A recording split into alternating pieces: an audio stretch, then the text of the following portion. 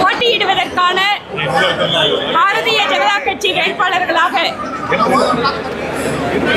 மத்திய இணையமைச்சர் திரு எல் முருகன் அவர்களும் நானும் கோவை மாவட்டத்திலே 2 தொகுதிகளுக்கு வேட்பாளர்களாக அறிவிக்கப்பட்டிருக்கிறோம்.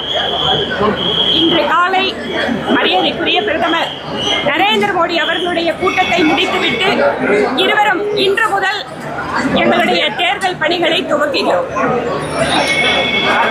தமிழகத்தினுடைய அரசியல் சூழல் தேசிய ஜனநாயக கூட்டணிக்கு மிக மிக சாதகமாக சென்று கொண்டிருக்கிறது.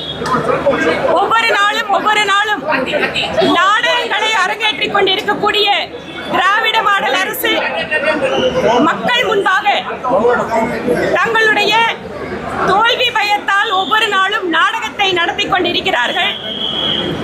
பெண்களுடைய பாதுகாப்பு, சட்டம் ஒழுங்கு, போதைப் பொருட்களுடைய பயன்பாடு, தமிழகத்தினுடைய இளைஞர்களுக்கான சரியான வழிகாட்டுதல் இல்லாமை, நம்முடைய பகுதியிலே குறிப்பாக கொங்கு மண்டலத்திலே சிறு குறு தொழில் நிறுவனங்களுக்கு இவர்களால் உயர்த்தப்பட்ட மின்சார கட்டணம் மற்றும் சொத்து வரி தொடர்பான பிரச்சனைகள் என்று ஒவ்வொரு தரப்பு மக்களும் இந்த அரசாங்கம் எப்போது செல்லும், எப்போது வீட்டுக்கு அனுப்புவோம் என்று காத்துக் கொண்டிருக்கிறார்கள். தேசிய ஜனநாயக கூட்டணிக்கு வெற்றி வாய்ப்பு பிரகாசமாக இருக்கிறது.